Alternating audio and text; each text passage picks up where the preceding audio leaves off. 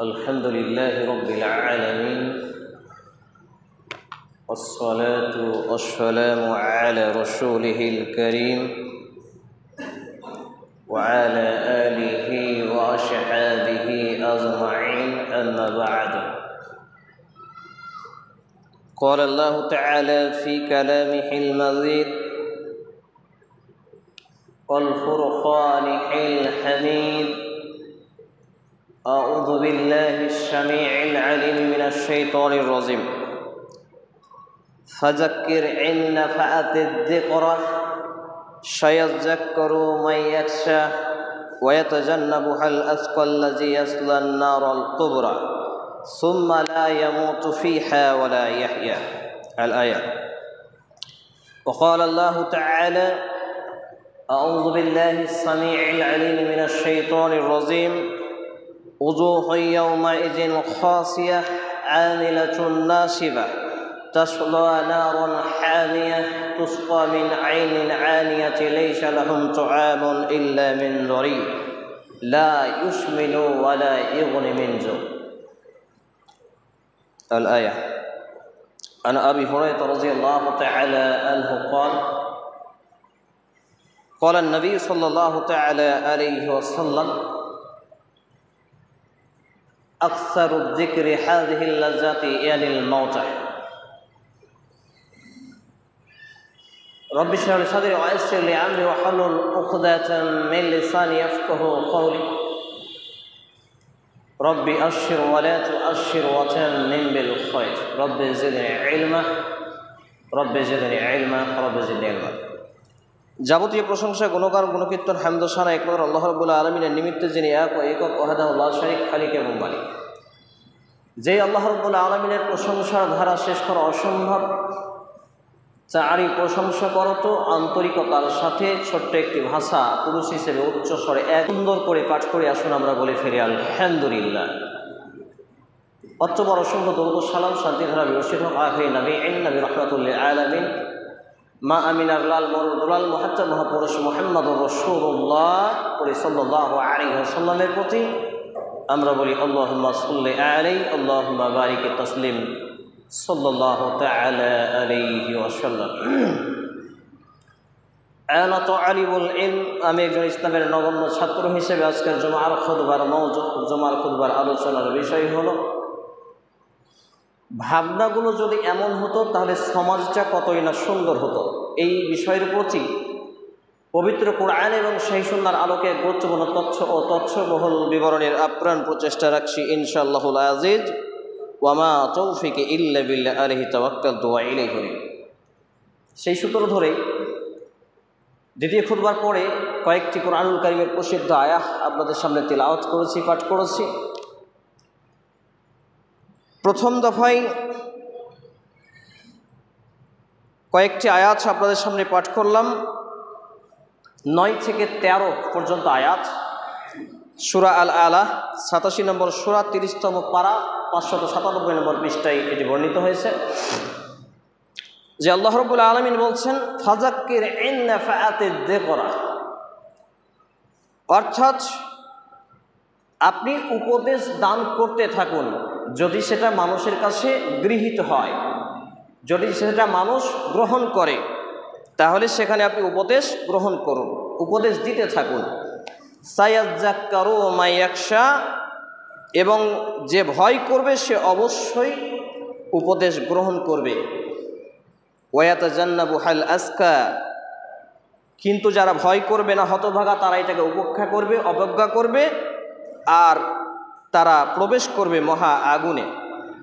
আল্লাযী ইয়াসলান নারাল কুবরা, যারা নার ভয়ঙ্কর অগ্নিকুণ্ডতে প্রবেশ করবে। সুম্মা লা ইয়ামুতু ফিহা ওয়ালা ইয়াহইয়া, এবং সেখানে জাহান্নামে প্রবেশ করার পরে সে মরবেও না এবং বাঁচবেও না। সূরা আল আলা, ছোট বড়, নারী পুরুষ, যুবক বৃদ্ধ, কম বেশি সবারই সূরাটা মুখস্থ রয়েছে। কোরআনুল কারীমের 87 নম্বর সূরা 30তম পারায় 597 নম্বর পৃষ্ঠা, আয়াত নম্বর 9 থেকে 13। আসুন এই গুটি কয়েক আয়াত এবং আরও কয়েকটি আয়াত এবং একটি হাদিস পাঠ করেছি, সেইগুলোর সার নির্যাস জাস্ট একটু করে টাচ দিয়ে আজকের আলোচনা গুটিয়ে ফেলবো ইনশাআল্লাহুল আজিজ। ওমা তৌফিক ইল্লা বিল্লাহ আলাইহি তাওয়াক্কালতু ওয়া ইলাইহি উনীব। সাউন্ডটা যদি একটু কমানো যেত সুবিধা হতো। উপদেশ সেখানেই দিতে হয় যেখানে উপদেশ গৃহীত হয়। মূলত এই আয়াত এটি প্রমাণ করে। অর্থাৎ কালবনে মুক্তা ছড়ানো এটা কিন্তু কোনো যৌক্তিকতা বা দলিল ভিত্তিক কার্যক্রম নয়। যেখানে আমি উপার্জন করতে পারি সেই জায়গায় গিয়ে উপার্জন করি, এটা আমাদের মানুষদের একটা থিওরি। যেখানে লাভ দেখি সেখানে ছুটে চলে যায়, যেখানে লস দেখি সেখান থেকে পিছু পা হটি, যেটা গোদা বাংলা ভাষায় আমাদের সমাজে মানুষ বলে বিনা লাভে কেউ তুলাও বয় না। তাহলে আল্লাহ রাব্বুল আলামিন বলছেন ফাযাক্কির ইন নাফাআতিদ যিকরা, যদি উপদেশটা ফলপ্রসূত হয়, মানুষ গ্রহণ করে, মানুষ মেনে নেয়, তবেই আপনি সেখানে কি করুন, জিকির করুন, উপদেশ দিন। সায়াযাক্কারু মান ইয়াখশা, কিন্তু যে ভয় করে সে অবশ্যই উপদেশ গ্রহণ করবে, কিন্তু যারা ভয় করবে না, হতভাগা, তারা উপদেশ গ্রহণ করবে না। এই জন্য একটি আয়াত খুব বারবার মনে পড়ে আমার, কুরআনুল কারীমের সূরা আল বাকারা 2 নম্বর সূরার শেষ আয়াত, সম্ভবত 284 বা 85 নম্বর আয়াত। তো আল্লাহ রাব্বুল আলামিন এখানে একটি শব্দ নিয়ে এসেছেন সামি'না ওয়া তা'আনা। শ্রোতা হচ্ছে তারাই যারা শুনল এবং বলল সামি'না ওয়া তা'আনা, শুনলাম এবং মেনে নিলাম। তাহলে একজন মুসলমানের বৈশিষ্ট্য, বিশেষ করে সাহাবায়ে কেরাম রিজওয়ানুল্লাহ তাআলা আজমাইনদের একটা বৈশিষ্ট্য ছিল, যখনই তারা নবী মুহাম্মদুর রাসূলুল্লাহ সাল্লাল্লাহু আলাইহি ওয়াসাল্লাম, দেখেন সাল্লাল্লাহু আলাইহি ওয়াসাল্লাম বলছি কিন্তু মুখ দিয়ে আওয়াজ বের হয় না। আমরাই বুজুর্গ, আমরাই চালাক, আমরাই জ্ঞানী, অথচ একটা নবীর নাম নেব, এই নবীর নাম যে পুরুষ হিসেবে উচ্চ স্বরে নিতে হবে, মসজিদে গুনগুন শব্দ বের হওয়া উচিত, নারী হিসেবে নিম্ন স্বরে, এই শব্দটা আমাদের বের হয় না। কিন্তু যদি কারো উপরে কোনো আক্রোশ থাকে, কারো উপরে যদি রাগান্বিত হয়, তখন আমাদের থুতির জ্বর এতটাই বেড়ে যায় যে মসজিদে পাশে যদি কেউ লোক নামাজ পড়ে সে ধেড়কে যায়, বিভ্রান্ত হয়ে যায়। সম্মানিত উপস্থিতি ভাই এবং বন্ধুগণ, তাহলে আল্লাহ রাব্বুল আলামিন যেই বিধান যখন পর্যায়ক্রমে নাজিল করেছেন কুরআনুল কারীমকে, বিসমিল্লাহর বাদ থেকে মিনাল জিন্নাতি ওয়ান নাসের সিন পর্যন্ত, নবী মুহাম্মদুর রাসূলুল্লাহ সাল্লাল্লাহু আলাইহি ওয়াসাল্লাম যখন এই কথাগুলো তার সঙ্গী সাথীর সঙ্গে শেয়ার করেছেন, তাদের সঙ্গে এটাকে জানিয়ে দিয়েছেন, তাদের সামনে উপস্থাপন করেছেন, তখনই তারা এটা বলেছেন যে সামি'না ওয়া তা'আনা, শুনে নিলাম আর মেনে নিলাম। সুবহানাল্লাহ। কিন্তু আমাদের অবস্থা হচ্ছে মুনাফিকদের মতো। সেই সময় কাফেরদের বৈশিষ্ট্য ছিল কি জানেন? সামি'না ওয়া সাইনা, শুনলাম কিন্তু মানলাম না।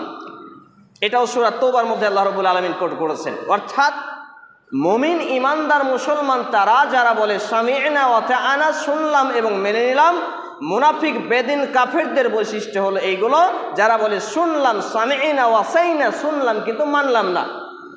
হ্যাঁ, হাবিবুল্লাহ খুতবা দিল, খুতবাটা ভালো, শুনলাম কিন্তু মানি না, কারণ সমাজে এটা মানা যাবে না। তাহলে এটা তাদের বৈশিষ্ট্য। সম্মানিত উপস্থিতি ভাই এবং বন্ধুগণ, এবং যারা উপদেশ গ্রহণ করবে না, উপদেশ বলতে এখানে জিকির শব্দ ব্যবহার করা হয়েছে, কিতাবুল্লাহ, আল্লাহর কিতাব, ও সুন্নতে রাসূলুল্লাহ সাল্লাল্লাহু আলাইহি ওয়াসাল্লাম। 421টা মসজিদ খুতবা দেওয়া হলো। প্রত্যেকটা মসজিদেই যখন খুতবা দিই আর এই কথাটা বারবার রিপিট করি যে সাল্লাল্লাহু আলাইহি ওয়াসাল্লাম উচ্চস্বরে পড়তে হবে, তো ওয়াল্লাহি, আল্লাহর কসম, আল্লাহকে সাক্ষী রেখে বলছি, গোটা মসজিদ গুনগুন গুনগুন করে। গত সপ্তাহে খরবনাতে খুতবা ছিল, তাও একই অবস্থা। তারা বললেন যে আমরা তো জানি না যে উচ্চস্বরে বলতে হবে, কিন্তু বলার পরে তারা চেঞ্জ হয়ে গেছে। কিন্তু গ্রাম্য বাংলায় একটা কথা আছে, গায়ের বেটি পোটা চারটি। আমার যোগ্যতা দক্ষতা যাই থাক না কেন, গ্রামের ছেলে তো মূল্যায়ন হবে না, এটা স্বাভাবিক ব্যাপার।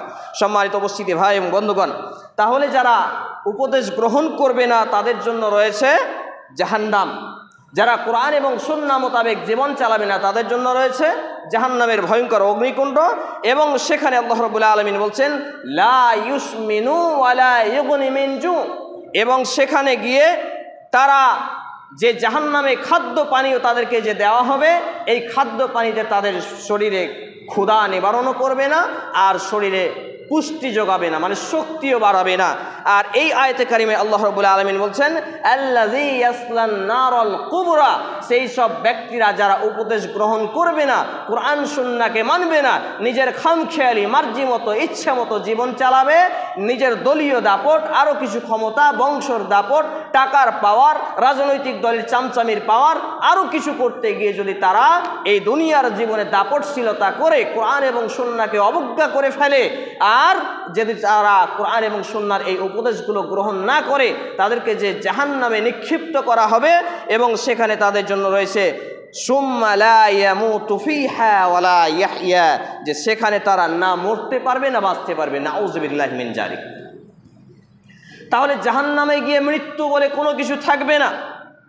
এরপরেও এই ভাবনাগুলো যদি আমাদের মধ্যে এমন হতো যে আমরা যদি নিজেকে নিয়ে যাচাই করতাম, অন্যের সমালোচনা পরচর্চা যদি না করতাম, আজকে আমার মতো ব্যক্তি থেকে শুরু করে, খতিব থেকে শুরু করে, আলেম থেকে জাহেল, চোর ডাকাত বাটপার বেঈমান, সমাজের মাতাব্বর, মসজিদ পরিচালনাকারী, গ্রাম্য সর্দার মরল, প্রত্যেকটা সেক্টরে যেই পরিমাণ পরচর্চা, পরনিন্দা, তোহমত, অপবাদ, আরও বিভিন্ন বিদ্রুপ নিয়ে চর্চা হয়, যদি সেই চর্চাটা আমার ব্যক্তিগত জীবন, পারিবারিক জীবন, সামাজিক জীবন নিয়ে একটু চিন্তা ফিকির থাকতো, ওয়াল্লাহি আল্লাহর কসম আমাদের জন্য জাহান্নাম হারাম হয়ে গিয়ে জান্নাত ওয়াজাবাত ওয়াজাবাত ওয়াজাবাত অর্থাৎ ওয়াজিব হয়ে যেত।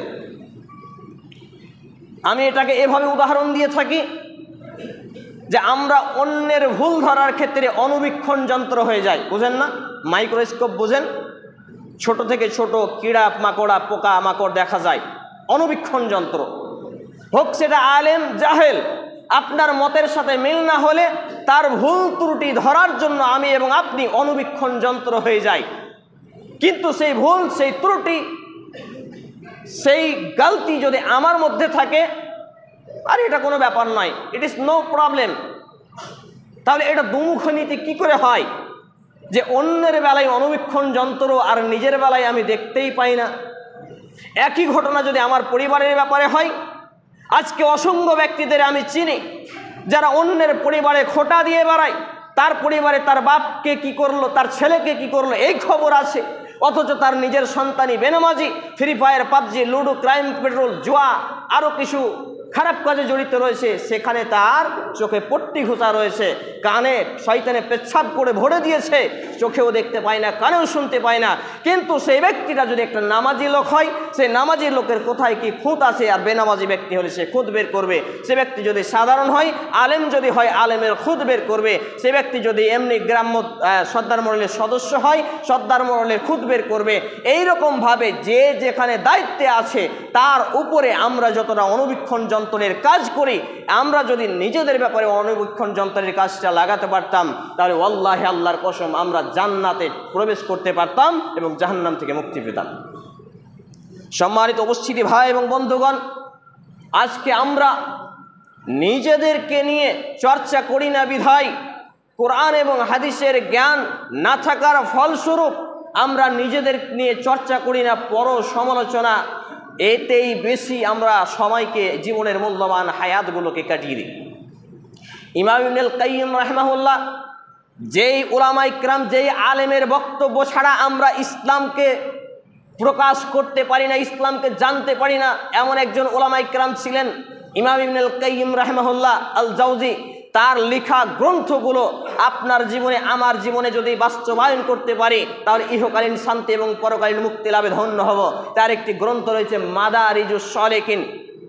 তিনি এই গ্রন্থের মধ্যে নিয়ে এসেছেন যে যেই ব্যক্তি তার জীবনের হায়াতের মূল্যবান সময়গুলোকে নিয়ে, নিজেকে নিয়ে আত্মসমালোচনা করে, আমি ভোর 4টা থেকে নিয়ে রাত্রি 12টা পর্যন্ত এই যে জেগে থাকছি, এই সময়টা কোন পথে চললাম, কোন পথে বললাম, কোন পথে অর্জন করলাম, কোন পথে ব্যয় করলাম, এই নিয়ে যদি সে চর্চা করে, তাহলে সেই ব্যক্তির জান্নাত যাওয়া সহজ হয়ে যাবে, জাহান্নাম হারাম হয়ে যাবে।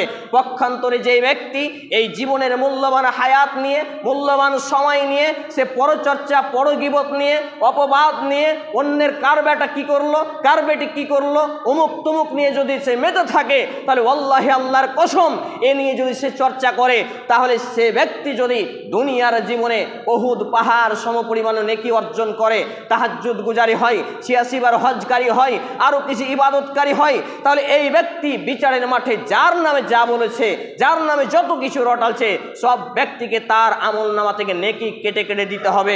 এক পর্যায়ে দেখা যাবে সেই ব্যক্তির নেকি শেষ হয়ে গেছে, পাওনাদার শেষ হয়নি, পরীক্ষণে পাওনাদারদের পাপগুলো তার আমল নামায় চাপানো হবে। এই আমলদার ব্যক্তি যাবে জাহান্নামে, আর ওই ব্যক্তিগুলো যাবে জান্নাতে, বলি নাউযুবিল্লাহি মিন যালিক। তাহলে আমাদের ভাবনাগুলো যদি এমন হতো, তাহলে সমাজটা, পরিবেশটা কতই না সুন্দর হতো। এই শিরোনামে আলোচনার দ্বিতীয় অংশে এসে আপনার সঙ্গে যে বিষয়টি আমি শেয়ার করতে চাচ্ছি, যে দ্বিতীয় খুতবার পরে দ্বিতীয় দফায় যে আয়াতে কারিমা 2 থেকে 7 নম্বর আয়াত আপনাদের সামনে পাঠ করেছি, এটি সূরা আল গাসিয়া 88 নম্বর সূরা, 30তম পারা 597 নম্বর পৃষ্ঠায় এটিও বর্ণিত হয়েছে। আল্লাহ রাব্বুল আলামিন এখানে সুন্দরভাবে জানিয়েছেন, উযুহু ইয়াওমাইযিন খাসিয়াহ আমিলাতুন নাসিবাহ তাসলা নারান হামিয়াহ তুসকা মিন আইনিন আনিয়াতি লাইসা লাহুম তুআমুন ইল্লা মিন দরি লা ইউসমিনু ওয়া লা ইউগনি মিন জু। চিন্তা করুন, সেই দিন অনেক মুখমণ্ডল হবে লাঞ্ছিত, অপমানিত এবং জান্নাত থেকে বঞ্চিত, এবং জাহান্নামে তাদের হবে স্থান। তাদের সম্পর্কে আল্লাহ রাব্বুল আলামিন এখানে ফুটিয়ে তুলেছেন, এর বিস্তারিত তাফসীর করার সুযোগ নেই। আল্লাহ রাব্বুল আলামিন বলছেন লাঞ্ছিত এবং ক্লান্তকিষ্ট হবে, একবারে হতাশা হবে, তাদের চেহারা দেখেই বোঝা যাবে যে তাদের আজকে বিপদ কোথায়, কিয়ামতের মাঠে, বিচারের মাঠে। তারপর আল্লাহ রাব্বুল আলামিন বলছেন আমিলাতুন নাসিবা, তারা এতটাই ক্লান্ত হবে, হতাশা হবে যে তাদের চেহারা প্রকাশ করবে যে তারা আজকে হতাশায় বিপদে পড়েছে। তাসলা নারান হামিয়া, এবং তারা জ্বলন্ত আগুনে পতিত হবে, তাদেরকে জ্বলন্ত আগুনে নিক্ষেপ করা হবে। সেই আগুন দুনিয়ার আগুনের মতো আগুন নয়। দুনিয়ার আগুন হাত যদি দিই, প্রথমে আগে আমার এক্সটার্নাল লোমগুলো আছে এইগুলো পুড়বে, তারপরে চামড়া ঝলসাবে, তারপরে মাংস, তারপরে হাড্ডি। ওয়াল্লাহি আল্লাহর কসম, ওয়াল্লাহি আল্লাহর কসম, ওয়াল্লাহি আল্লাহর কসম, দুনিয়ার আগুনের থেকে 69 গুণ ভয়াবহ তেজাল আগুন হচ্ছে জাহান্নামের আগুন। এই জাহান্নামের আগুন মানুষকে যখন গ্রাস করবে, সর্বপ্রথম তার কলিজাখানাকে পুড়িয়ে ফেলবে। যখন কথাগুলো বলি, হার্ট আয়াতগুলো পাঠ করি, হার্টটা এমনিতে একটু হার্টবিট বেড়ে যায়, এখন একটু বেড়ে গেছে। এতটা আতঙ্ক কাজ করে ভেতরে, অথচ আমরা খাই, পায়খানা করি, ঘুমাই, দিন কাটাই, রাত কাটাই, সপ্তাহ, মাস, বছর, যুগ শেষ করে কবর পানে চলে যায়। এইগুলো নিয়ে চিন্তা ফিকির আমাদের হয় না।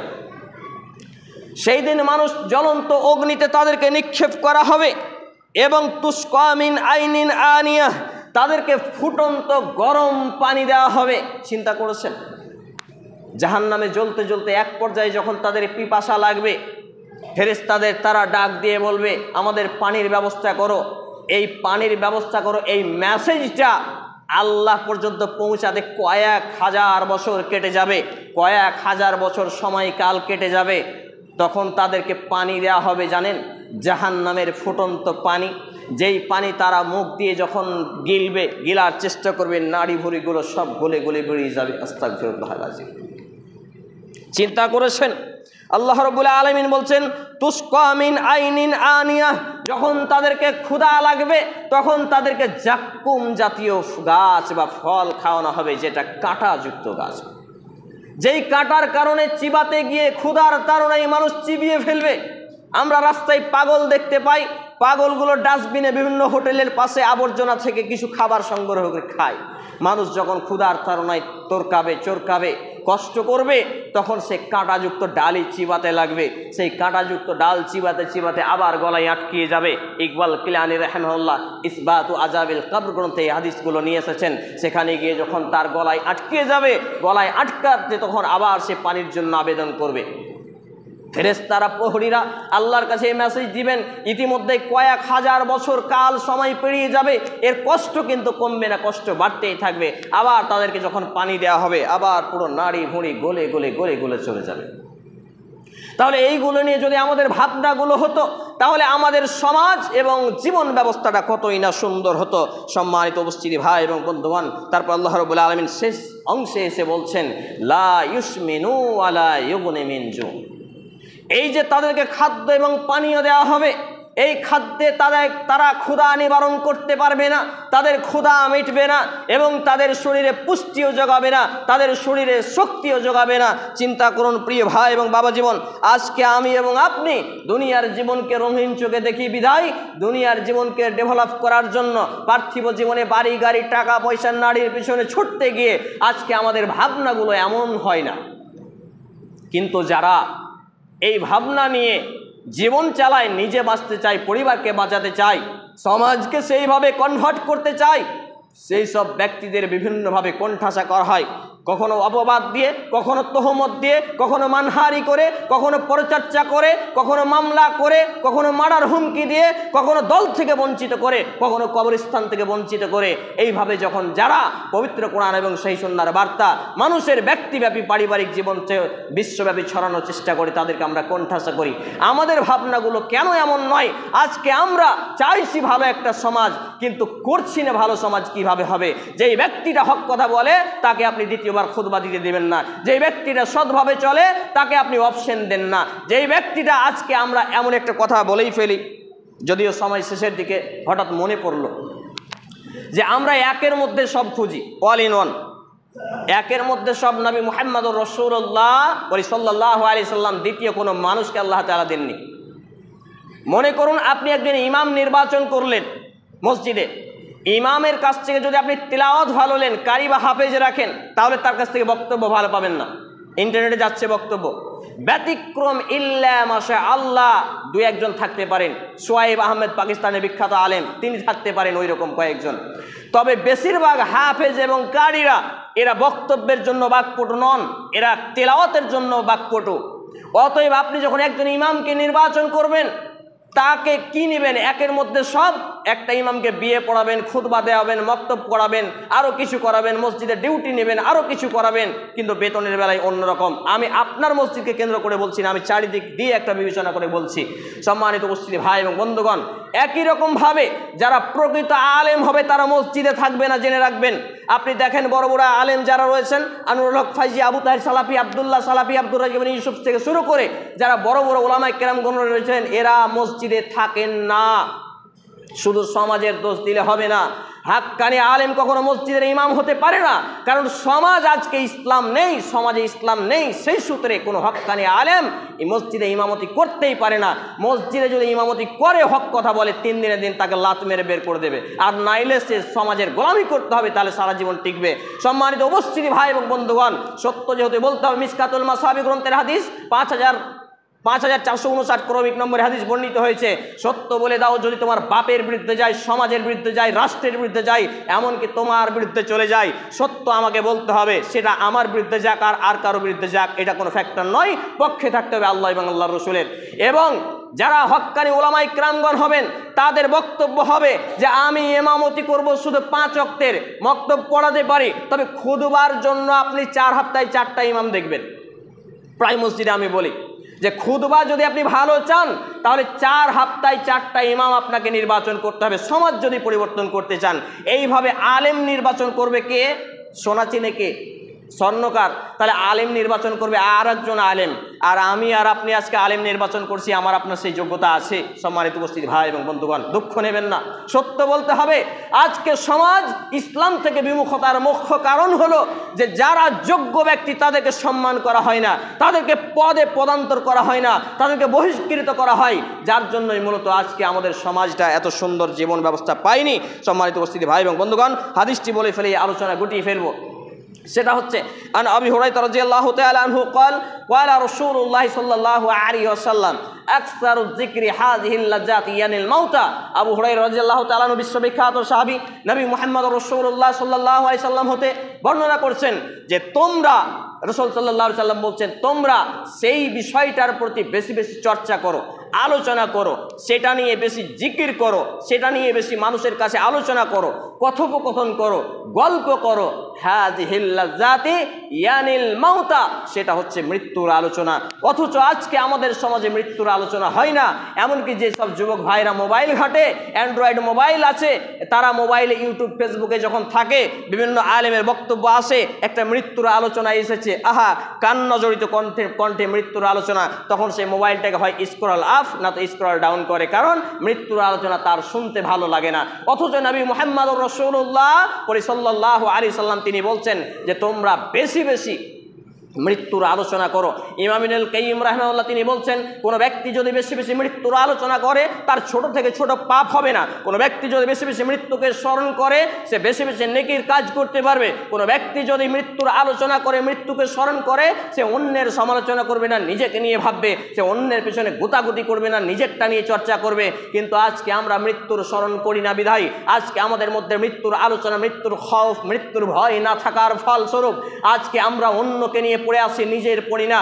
অনেক ব্যক্তি নিজেই নামাজ পড়ে না, ইমাম সাহেবের ভুল ধরে বেড়ায়, সর্দার মডেলের ভুল ধরে বেড়ায়, এই বিভিন্ন লোকেদের ভুল ধরে বেড়ায় যারা নামাজি।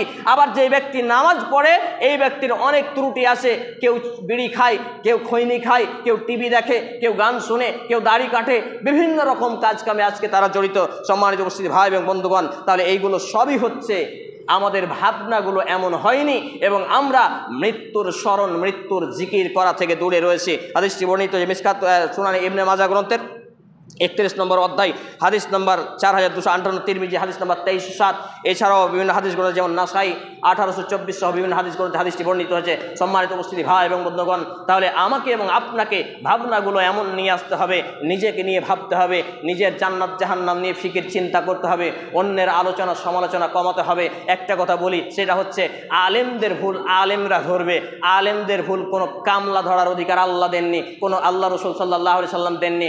অতএব আলেমের ভুল ধরতে হলে আলেমকে দিয়ে ধরাতে হবে। আলেমের সম্মান হচ্ছে ও আল ওলামা আরা ওয়ারাসাতুল আম্বিয়া, নবী রসুলদের অধিকার। আর একই রকমভাবে আলেমদের এমন করা উচিত যে টাকাওয়ালা দেখলেই যেখানে ভোটি গরম সেখানে টুটিবাজি বন্ধ, এটা ছাড়তে হবে।